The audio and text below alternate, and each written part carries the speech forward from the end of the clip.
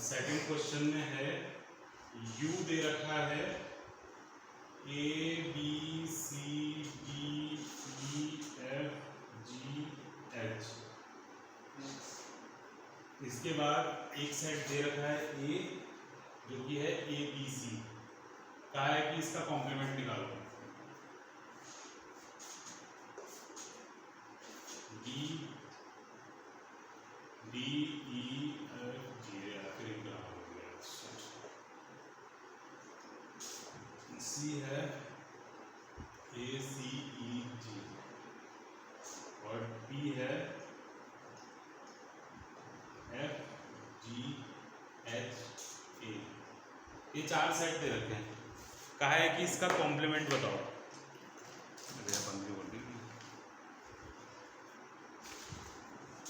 Complement क्या होता है याद है ना? पढ़ा भी है कभी। कॉम्प्लीमेंट का मतलब जो एलिमेंट्स इसके अंदर हैं उन्हें छोड़ के बाकी एलिमेंट्स लिख दो। बी एफ जी एच, ठीक है। दूसरे वाले का कॉम्प्लीमेंट क्या होगा? A B C H.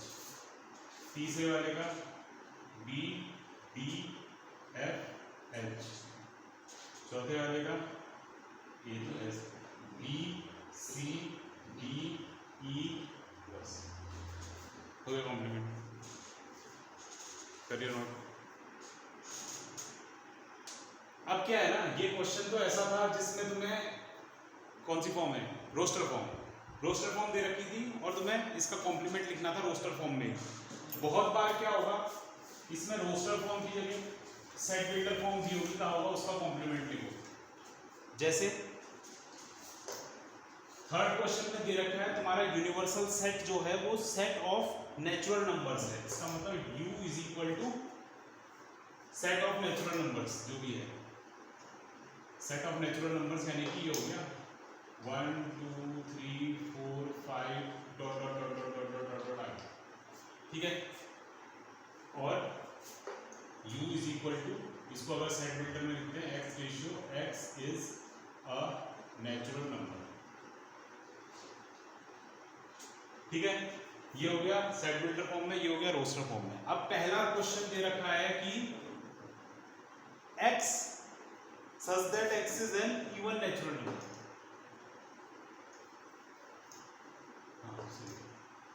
x such that x is an even natural number। even natural number कहा है कि इसका कॉम्प्लीमेंट लिखो। क्या लिखेंगे? इसका भी क्या? हाँ, अगर तुम्हें क्वेश्चन जो है रोस्टर फॉर्म में दे रखा है तो रोस्टर फॉर्म में ही कॉम्प्लीमेंट लिखना है। तो इसका लिखेंगे x such that x is an odd natural number। odd natural number क्योंकि इवन को छोड़, हाँ अगर हम ये वाले सारे निकाल देंगे तो बचे हुए सारे ऑड ही होंगे, इसलिए। वैसे सेकंड वाला है x such that x is an odd natural number। x such that x is an odd natural number।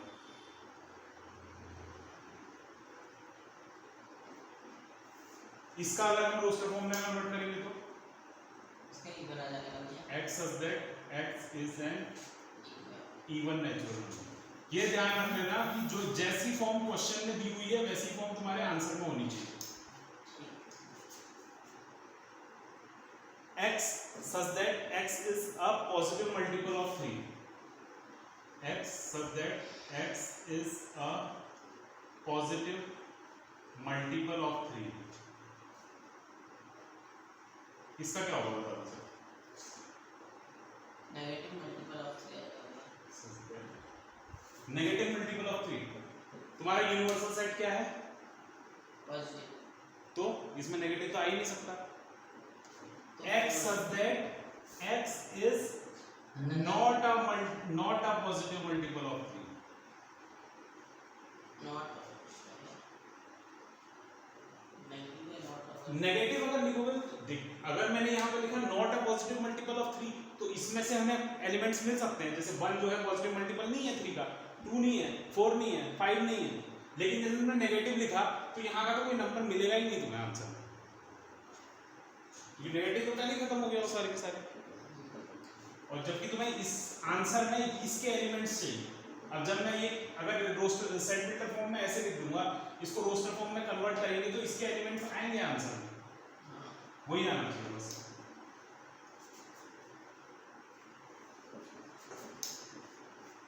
x such that x is a prime number,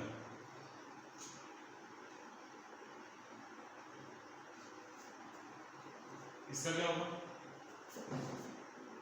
x such that x is not a prime number या composite number, x is a composite number, वो भी लिख सकते हो, not a prime लिखना तो ज़्यादा ठीक है। हो गया?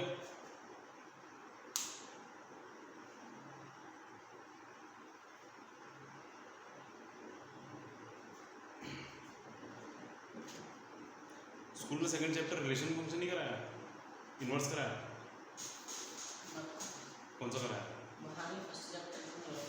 पूरा नहीं हो रखा, तो रिलेशन फंक्शन बाद में कराऊंगा, इन्वर्स कराऊंगा, क्योंकि रिलेशन फंक्शन थोड़ा बेकार हुआ है, ठीक है?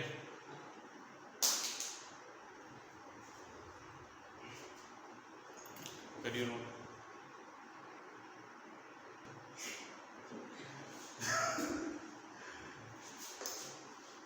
x such that x is a natural number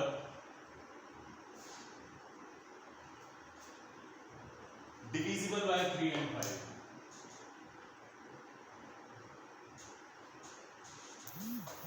by 3 and 5,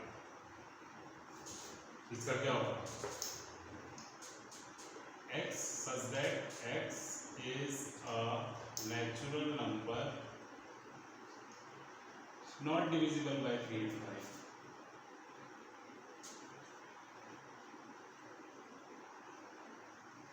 and 5. Sixth part, x is a perfect square, x such that x is a perfect square, इसका क्या होगा? x such that x is not a perfect square, simple है, not डालना है बस।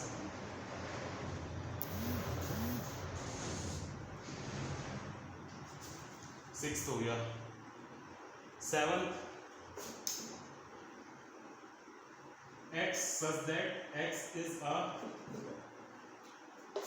perfect cube,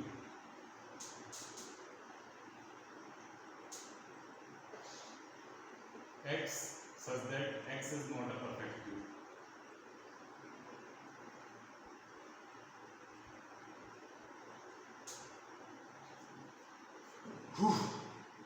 eight, x such that x plus 5 is equal to 8, इसका क्या होगा? चल इसका बताओ। x such that x is plus 5 is equal to 8, x such that x minus 5 x such that x plus 5 is not equal to 8, खत्म हो गई बात। या इसको एक चीज और भी लिख सकते हैं, x such that 5 को उधर भेज देंगे तो कितना आएगा? माइनस हो जाएगा, 8 minus 5 3, x such that x is not equal to 3, खत्म बात।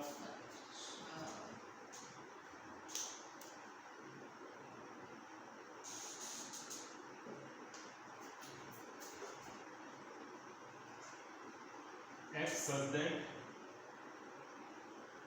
2x plus 5 is equals to 9, 2x plus 5 equals to 9, इसका करेंगे तो x such that 2x plus 5 is not equal to 9, देखिए, और x such that x is not equal to 2, 9 हो गए।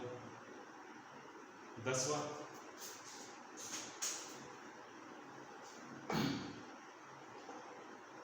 x such that x is greater than equal to 7, इसका क्या होगा? माइनस माइनस इसका कॉम्प्लीमेंट लिखने के लिए जो साइन होता है उसको उल्टा कर दो और इक्वल वाला हटा देंगे।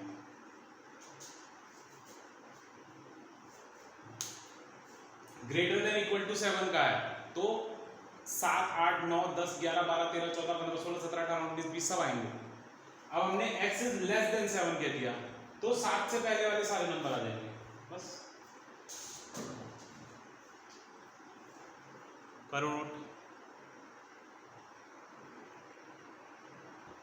चल अब अगला क्वेश्चन।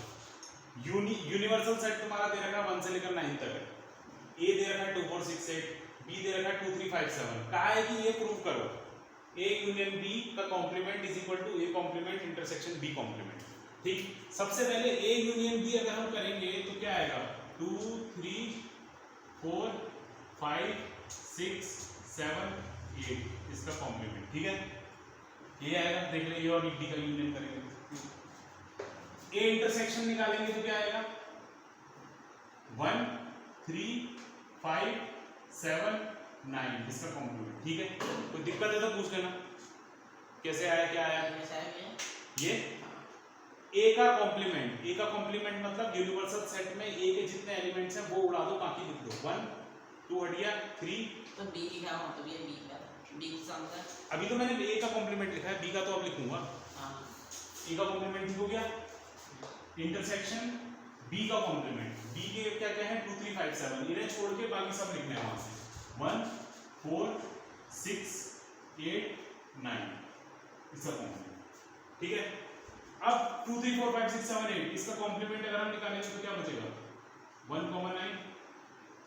हां, 1, 3, 5, 7, 9 इसका कॉम्प्लीमेंट निकालेंगे तो क्या बचेगा 2, 4, 6, 8।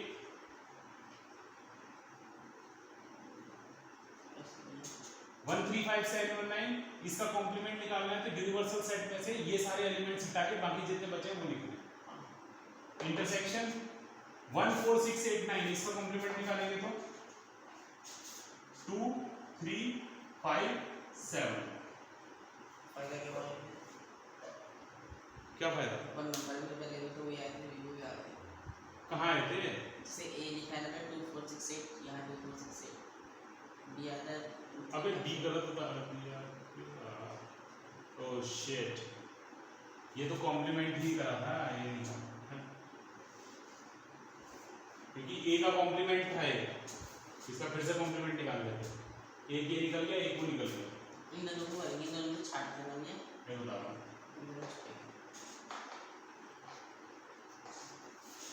अब 1 और 9 तो हमारा इसका कॉम्प्लीमेंट निकल गया ए यूनियन बी का 2, 3, 4, 5, 6, 7, 8। हाँ, और इन दोनों का इंटरसेक्शन बोले तो दोनों में जो कॉमन आ रहे हैं वो 1 कॉमन आ रहा है तो नहीं 1 आ रहा है और इसका 9 आ रहा है, 9 आ रहा है। दोनों में इक्वल हो गया। LHS is equals to RHS hence pro hence proof। खत्म, करिए नोट।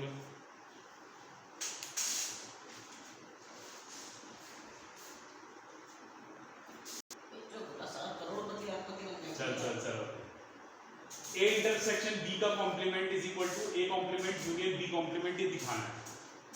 ए इंटरसेक्शन बी के सबसे पहले एलिमेंट्स बनाने पड़ेंगे। क्या क्या है ए इंटरसेक्शन बी, क्या क्या है इसमें 2, 3, 4 हैं? 5, 1, 7 तेरा सर है, खाली 2 ही तो है। ए इंटरसेक्शन बी मतलब ए और बी का कॉमन। अच्छा, ऊपर नंबर बदलने के लिए है, यही तो है, ए और बी वही है। तो पहले फर्स्ट क्वेश्चन ही है तो। हाँ, तो फर्स्ट क्वेश्चन का सेकंड पार्ट है ना ये। अच्छा, ए इंटरसेक्शन बी निकाला तो दोनों में जो कॉमन चीजें आ रही हैं वो लिख दी यहाँ पे, जो 2 ही है उसका कॉम्प्लीमेंट। अब ए का कॉम्प्लीमेंट, ए के कॉम्प्लीमेंट क्या क्या है, इनको छोड़ के यूनिवर्सल सेट में जितने भी एलिमेंट हैं वो 1, 3, 5, 7, 9 ये यूनियन बी कॉम्प्लीमेंट, इनको छोड़ के यूनिवर्सल सेट में जितने एलिमेंट्स हैं वो 1, 4, 6, 8, 9। ठीक हो गया। 2 का कॉम्प्लीमेंट करेंगे तो 1, 3, 4, 5, 6, 7, 8, 9। ठीक है, 2 छोड़ के बाकी सब आ गए यूनिवर्सल।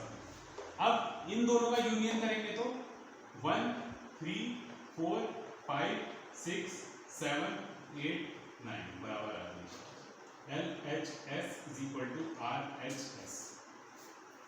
बस करिए नोट, कोई दिक्कत है तो पूछ लीजिए इसमें है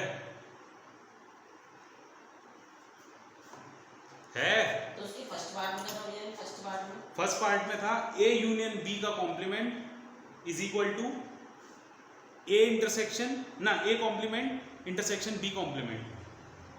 ये यूनियन यहां था, ये इंटरसेक्शन यहां था, बस इतना अंतर। हाँ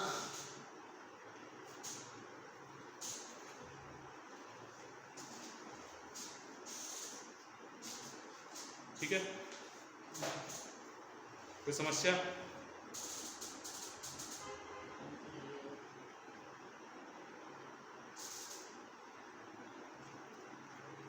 करो नोट का। अब फिफ्थ क्वेश्चन में क्या है, एक वेन डायग्राम बताया था, एक याद है? ए यूनियन बी इंटरसेक्शन का, ए यूनियन बी कॉम्प्लीमेंट का वेन डायग्राम बता होता है। वेन डायग्राम क्या होता है? सेट्स का ग्राफ है, समझ लेना है।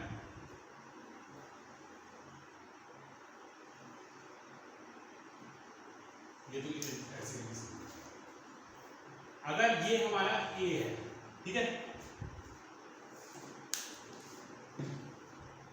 ये हमारा जो है ये यू है, यूनिवर्सल सेट, उसके अंदर ये है ए, और ए के अंदर ये जितना पार्ट है ये ए वाला सेट है, ठीक है। ए कॉम्प्लीमेंट की बात करेंगे तो ये वाले सर्किल को छोड़ के जितनी जगह है वो ए कॉम्प्लीमेंट है, ठीक। अब एक और सेट आ गया इसमें बी, ठीक है, ये ए हो गया, ये बी हो गया। ए ये वाला सर्किल, बी ये वाला सर्किल, ये जो बीच का छोटा वाला एरिया है इसको बोलते हैं ए इंटरसेक्शन बी, और ये यहां से ऐसे करके ये जो एरिया है इतना पूरा ये होता है ए यूनियन बी, ठीक, दोनों सर्किल को मिला के जितना एरिया, ठीक। अब हमसे कहा है इस फिगर में बताओ ए यूनियन बी का कॉम्प्लीमेंट क्या होगा। ये ए है, ये बी है, ए यूनियन बी का कॉम्प्लीमेंट क्या होगा? अगर हम देखेंगे ए यूनियन बी क्या होगा तो ये वाला पार्ट होगा ए यूनियन बी, ये पार्ट। इसके कॉम्प्लीमेंट की बात की है, जब कॉम्प्लीमेंट की बात की होती है तो हम क्या करते हैं, जितने भी एलिमेंट्स होते हैं उनको छोड़ के बाकी जितना बचा हुआ होता है वो चीज लेते हैं। तो ए यूनियन बी का कॉम्प्लीमेंट, इसका मतलब ए यूनियन बी वाला पार्ट ये है, तो इसको छोड़ के जितना भी पार्ट है वो इसका कॉम्प्लीमेंट है, ये वाला।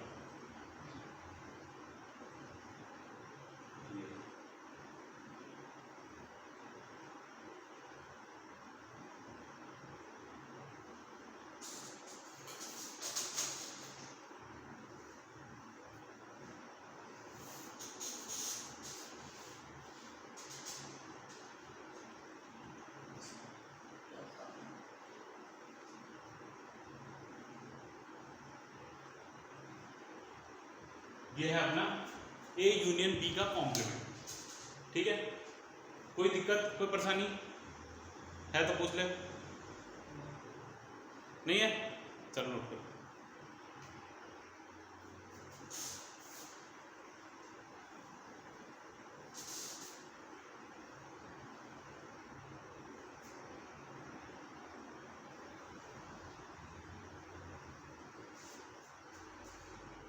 ए ये है, बी ये है,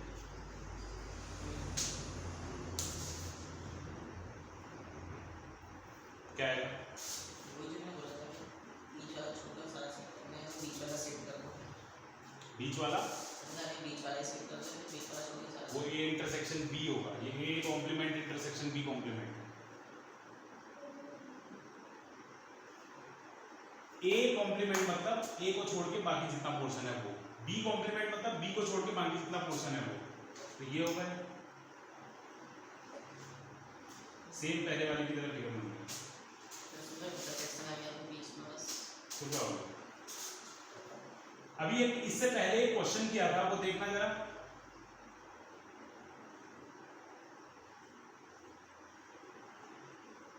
इससे पहले कौन सा क्वेश्चन किया था देख, उसमें ए यूनियन बी इंटरसेक्शन की A union B complement is equal to क्या दे रखा था?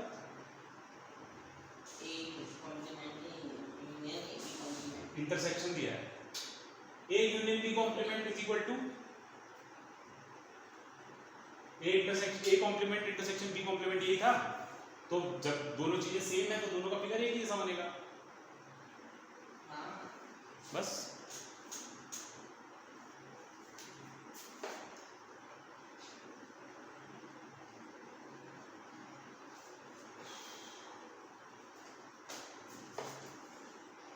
तीसरा है ए इंटरसेक्शन ना ए इंटरसेक्शन बी का कॉम्प्लीमेंट।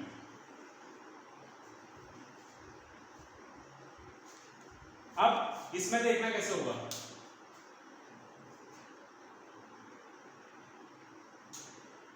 ए इंटर देख, अरे तो बनाते रहना यार। ए और बी का इंटरसेक्शन है ये वाला पार्ट, तो इसको छोड़ के जितना भी चीज बची वो सब ये पार्ट।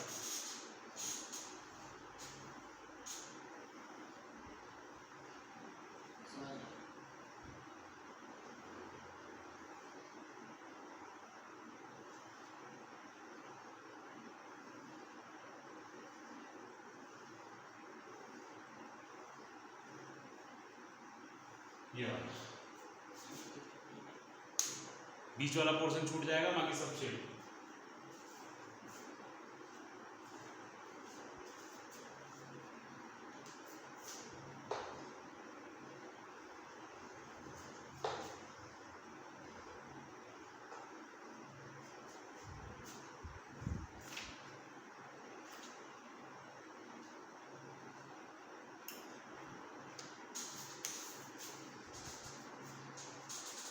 फोर्थ पार्ट में A complement union B complement.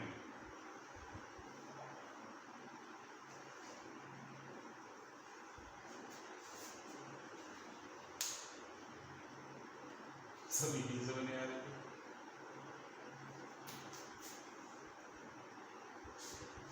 ए है बी है, A complement union B complement. A complement मतलब ए को छोड़ के सारा, बी कॉम्प्लीमेंट मतलब बी को छोड़ के सारा, उसका यूनियन करेंगे तो ये पार्ट।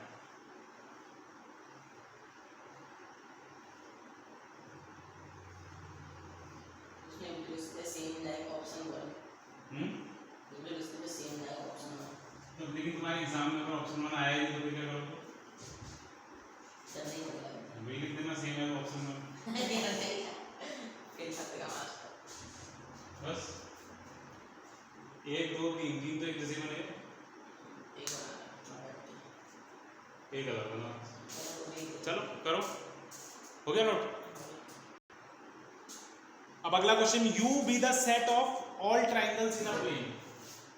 यू हमें दे रखा है set of all triangle in a plane, ठीक हो गया। If A is the set of all triangles with at least one angle different from 60, A is equal to set of all triangle with at least one angle different from 60 degree,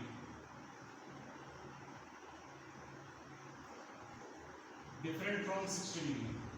Find a complement. A complement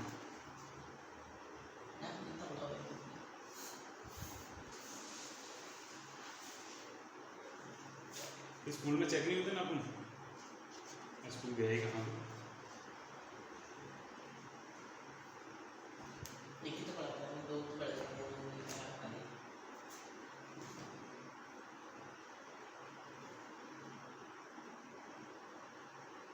कैसे होगा?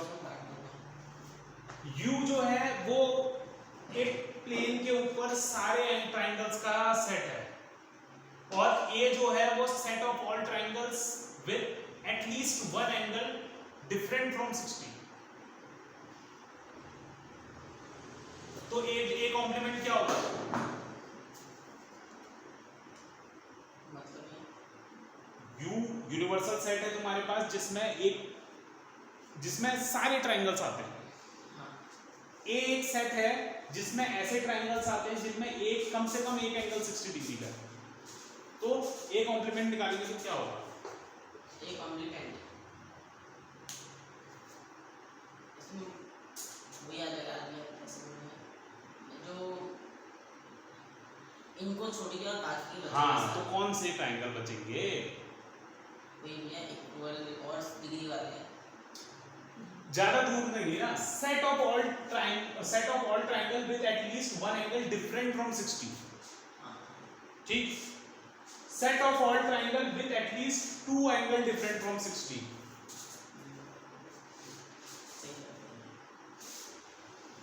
क्यों होगा? अरे हिंदी में देख, set of all triangle with at least one angle different from 60। ये कहा है कि ऐसे ट्राइंगल्स का सेट है जिसमें कम से कम एक एंगल 60 डिग्री का है। ए ना क्या? हाँ, कम से कम एक एंगल 60 डिग्री का है। एटलीस्ट मतलब कम से कम। तो ए कॉम्प्लीमेंट क्या होगा? इसमें सारे एंगल 60 डिग्री के हैं। कम से कम हो गया और सारे एंगल 60 डिग्री के हैं। और सारे एंगल 60 डिग्री के हैं तो ट्राइंगल कौन सा होता है? एक्यूट कौन सा होता है? एक्यूट। ये पढ़ा होता है एक्यूट। वो था भैया बोलते हैं right angle triangle. Set of all equilateral triangle. बस खत्म हो गया।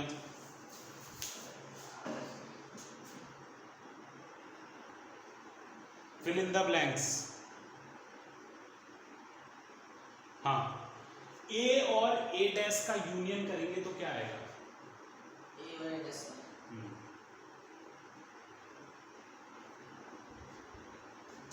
ए और ए डैश इसका यूनियन करेंगे तो ना भैया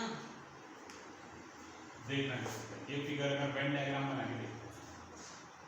ठीक है, ये है यू, ये है ए। ठीक है, दूसरा सेट इसमें है ही नहीं, एक ही सेट की बात करूं। ए कहा है तो ए के अंदर ये वाली चीजें आ जाएंगी सब की सब। ए डैश कहा है तो ए को छोड़ के बाकी चीजें आ जाएंगी ये सब की सब। तो क्या हुआ ए और ए डैश का union?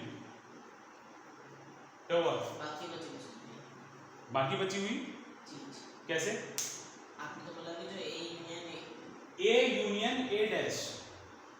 A union A dash में ए यूनियन ए डैश का मतलब ए तो ये हो गया, ये इसके अंदर का सारा पार्ट। ए डैश हो गया इसके अंदर के सारे पार्ट को छोड़ के बाकी सारा पार्ट। हाँ, इन दोनों का यूनियन करेंगे तो क्या होगा? ये पूरा पार्ट हो गया। हाँ, और ये पूरा पार्ट क्या है? यू ही तो है। यू मतलब यूनिवर्सल नाम है। यू मतलब यूनिवर्स, मतलब सब जितना है सब। ठीक, ये समझ में आ गया? फाई क्या होता है?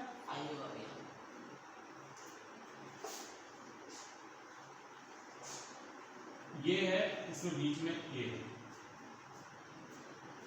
फाई का मतलब होता है कुछ भी नहीं, बताया था। जब कुछ भी नहीं बस बन रहा होता तो हम आंसर में फाई लिखते हैं। तो फाई का मतलब कुछ भी नहीं, इसका मतलब फाई डैश। फाई डैश क्या होता है? फाई डैश मतलब ये यूनियन के अंदर phi dash is equal to union होता है। तो यूनियन का इंटरसेक्शन करेंगे ए के साथ। यूनियन में और ए में क्या कॉमन चीज है? उसका यूनियन का और ए का जो उनको माइनस से यूनियन की सॉरी यूनिवर्सल और ए में क्या सेट है? क्या कॉमन है? क्योंकि वो कॉमन ना किया, यूनिवर्सल के अंदर ए आता है और ए के अंदर यूनिवर्सल आता है। ए के अंदर यूनिवर्सल कहां से आ गया? यूनिवर्सल जितना बड़ा है ए को छोड़ के यूनिवर्सल आता है, यूनिवर्सल आता है। ए को छोड़ के क्यों आता है? ए भी तो यूनिवर्सल के अंदर आ रहा है। ए यूनिवर्स के अंदर आता है, यूनिवर्स के अंदर ए आता है, ए भी यूनिवर्स के अंदर ही आता है। ए यूनिवर्स के अंदर आता है, यू ए के अंदर नहीं आता है। मैं बोल रहा भैया यूनिवर्स के अंदर ए आता है और ए भी ए है जो ए भी यूनिवर्स के अंदर ही आता है। यूनिवर्सल के अंदर ए आता है और ए जो है वो भी यूनिवर्स के अंदर आता है, ये कह रहा ना तू? हाँ, तो तेरी बात का मतलब बन रहा है?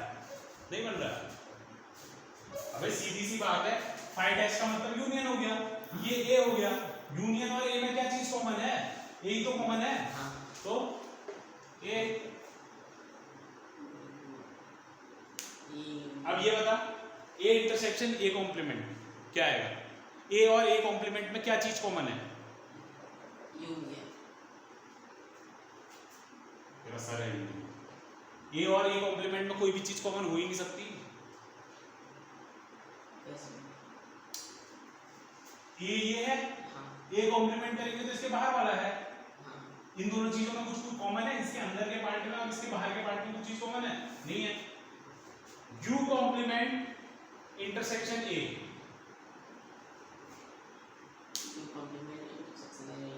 यू कॉम्प्लीमेंट मतलब इतना पार्ट है हमारा यू, ये रेक्टेंगल के बाहर का जितना पार्ट है वो सब है हमारा यू। यू कॉम्प्लीमेंट है। और ए, इनमें क्या कॉमन है? यू कॉम्प्लीमेंट जो है इस रेक्टेंगल के बाहर का एरिया है, इस रेक्टेंगल के बाहर का एरिया, इसके रेक्टेंगल के बाहर का एरिया, और एक पार्ट है ये ए। इन दोनों में क्या चीज कॉमन है? रेक्टेंगल। हद कर रहा है। यू कॉम्प्लीमेंट ये वाला एरिया है, ये वाला ये आउटर एरिया, ये बाहर सब जितना भी बड़ा बोर्ड है उतना बड़ा एरिया है ये। और एक चीज है ये है। इन दोनों में क्या कॉमन है? एक जो कॉमन हो गया। कैसे है? उसके अंदर ए आ रहा है। किसके अंदर ए आ रहा है? किसके अंदर ए आ रहा है? यूनिवर्स कॉमन है ये, यूनिवर्स। यूनिवर्स तो ये चीज है ना, ये कॉमन कहाँ है? ये ए में है, बाहर यू डैश में तो है नहीं ये चीज। इतना पार्ट जो है वो यूनिवर्सल पार्ट है। बाहर का है, अंदर का। अंदर वाला जो है यूनिवर्सल पार्ट है, जो सर्कल के बाहर है। रेक्टेंगल के अंदर है जो वो यूनिवर्सल पार्ट है। ठीक है। और उसके बाहर जब हमसे यूनिवर्सल का कॉम्प्लीमेंट निकालो का है तो हम यूनिवर्सल पार्ट को छोड़ देंगे, बाहर की चीजें ले लेंगे। तो इसको छोड़ के बाकी ये बोर्ड में जितना भी है वो सब यूनिवर्सल यू डैश है। ठीक है। और यू के अंदर जो है वो ये ए है। अब यू डैश में और ए में क्या चीज कॉमन है? गधे, इतनी सी बात तेरे को समझ में नहीं आ रही थी?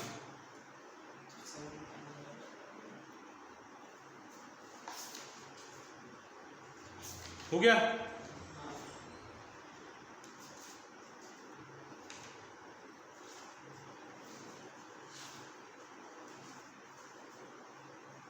हो गया? कोई दिक्कत है? कुछ पूछना है? पूछना है तो पूछ ले,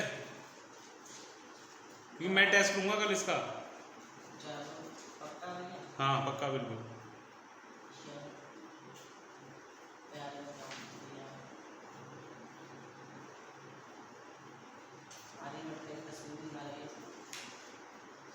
हो गया ना? कोई दिक्कत नहीं है?